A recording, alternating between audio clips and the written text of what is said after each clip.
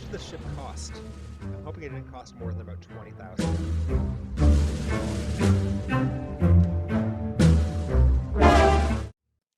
Hello, and welcome back to Kerbal Space Program Hardcore with Tabardouche Interplanetary. It's still a somber atmosphere here at the KSC as we continue to mourn the loss of Bob Kerman, our founding scientist.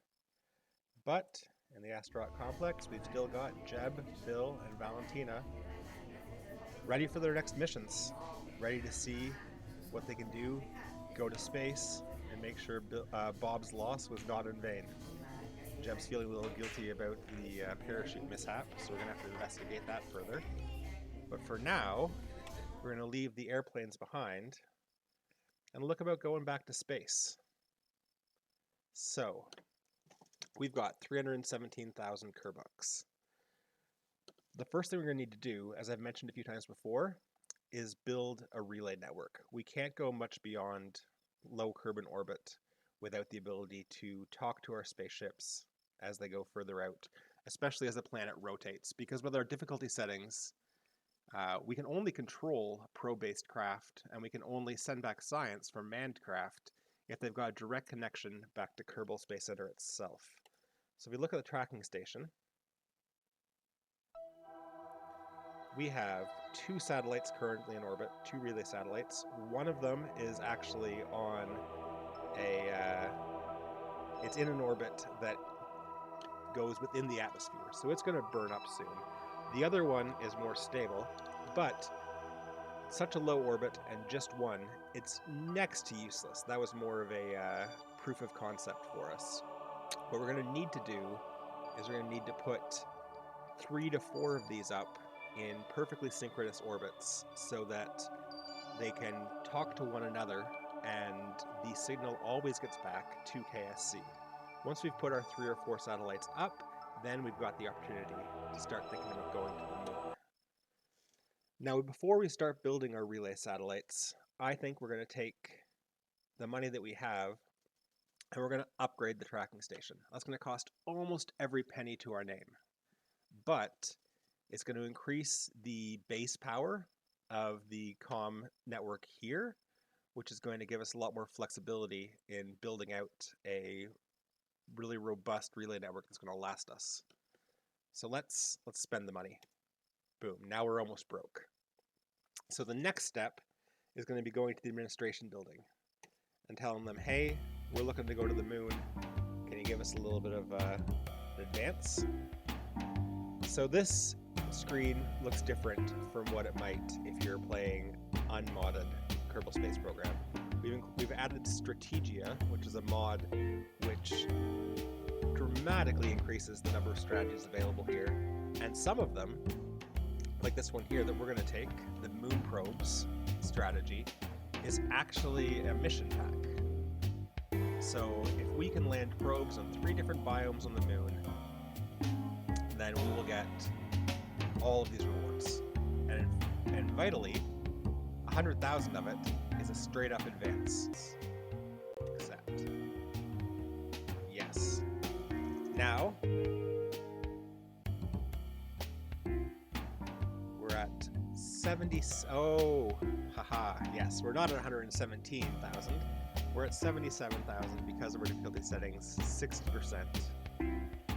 60% of the rewards from the contract. It's not being shown here in the window. That's fine. 77,000.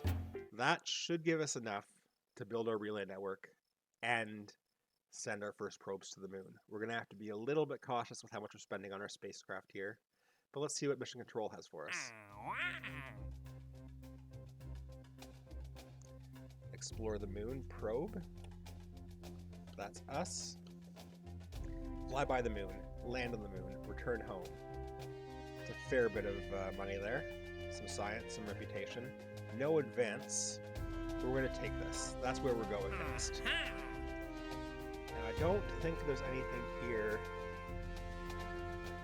that we can get as a reward for the mission we're planning to do now, launching the relay sat.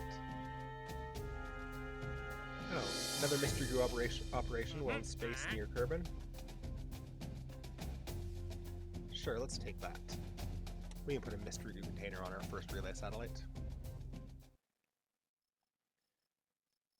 Okay, so before we go into the vehicle assembly building, we're going to go to research development and unlock another node, general construction, with our 56 science points.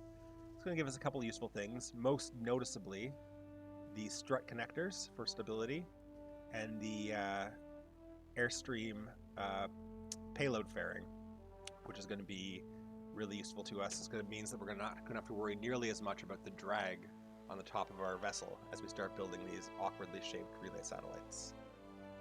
So we're going to research that, and then with our new toys, we're going to go into the vehicle assembly building. And we've been launching everything with variations on this OSD launch system ever since the very beginning, since we first went into space.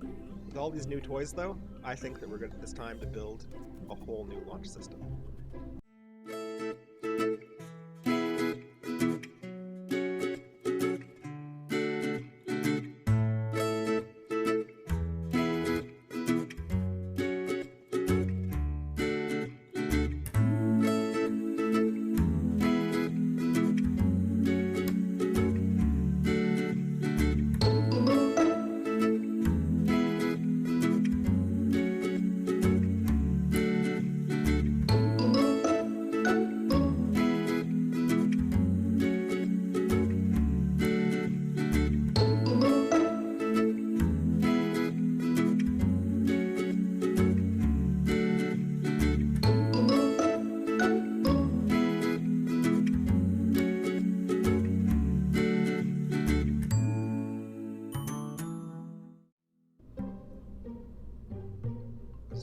To me.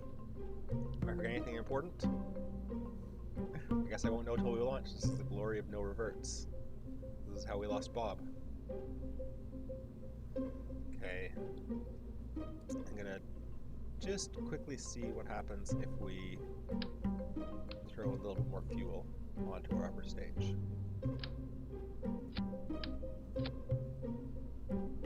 Okay, 17.5 tons, good. We're going to have to rebuild our fairing.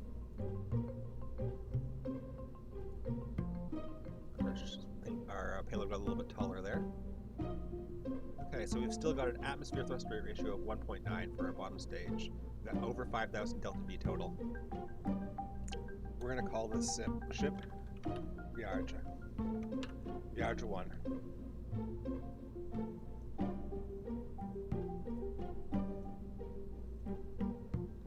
Our staging. First stage, engine. Then we blow the fairing. Second stage, engine and separator at the same time. Alright guys, let's fly. Nighttime launch. Beautiful ship. Turn on our stability control. Full throttle. T minus 3, 2, 1.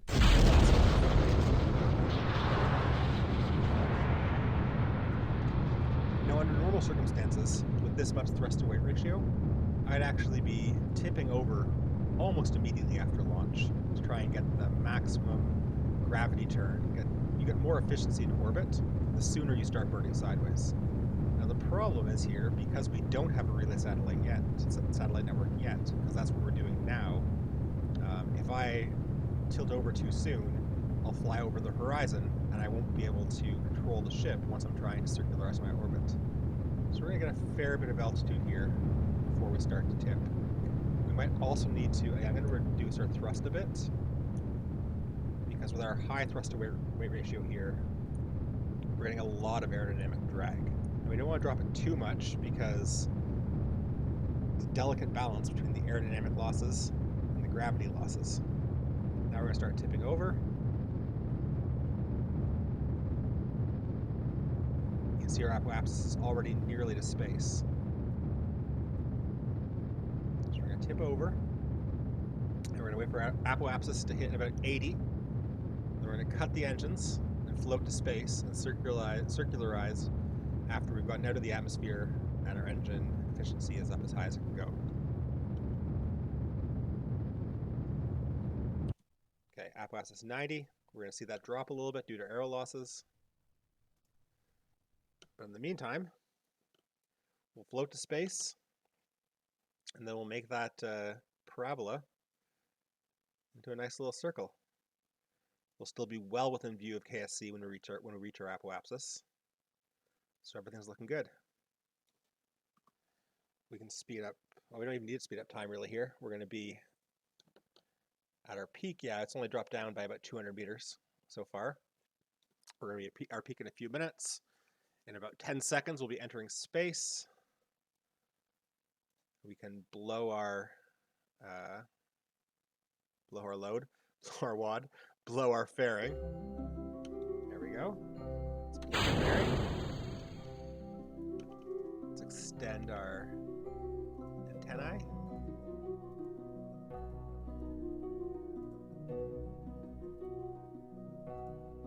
Check our battery. Electric charge is still good.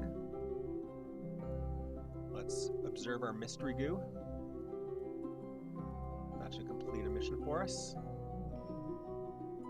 Recovery 6.3 science. That's not going to happen. Transmit nothing. Do we need to transmit for our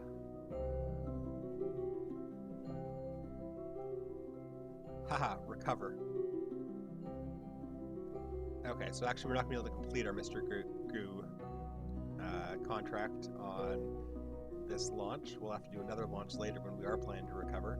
Always read the fine print, boys and girls. But that's neither here nor there. That was just another 8,000 Kerbucks we're hoping to get. Now here we are, pretty much at the apoapsis. Let's burn. Close our contract window. Okay, ready for stage 2.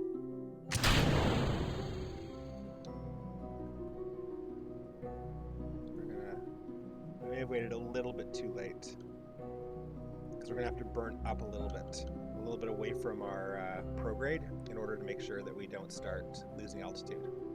But that's fine.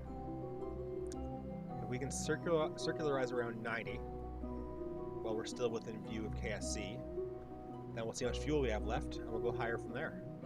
How much did the ship cost? I'm hoping it didn't cost more than about 20,000.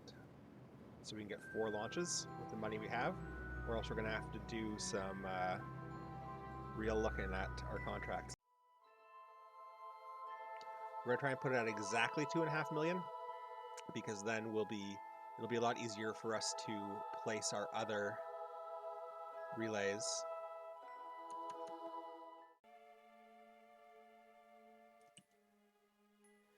Okay. 2499.7 periapsis, 2500.4 apoapsis. Perfect. Orbital period, we're going to want to write this down later because this is going to be the thing that we need to make exactly the same for other relay satellites. 5 hours, 4 minutes, 9.25 seconds. I'm going to actually make a note of that.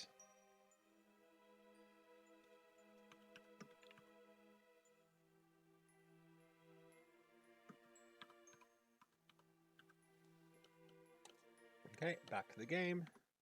And we're going back to the Space Center. This is a perfect success.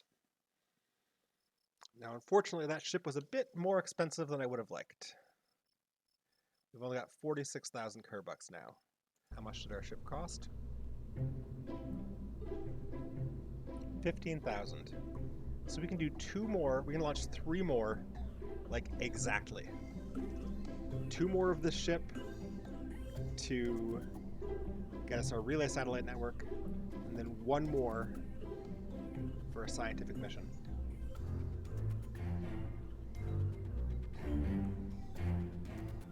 All right, let's launch 2 more right now.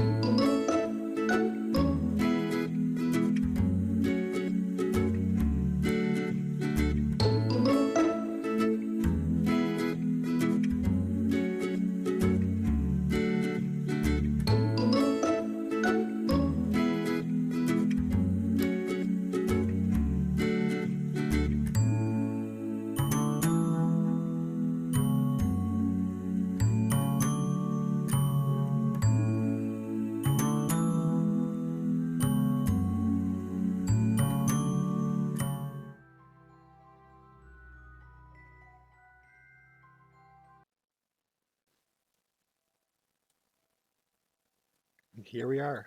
Look at those two beautiful orbits.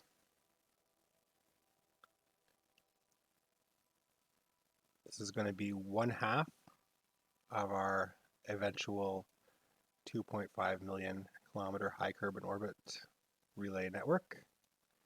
We could have done it with 3, we're going to do it with 4 because of the position we've got currently.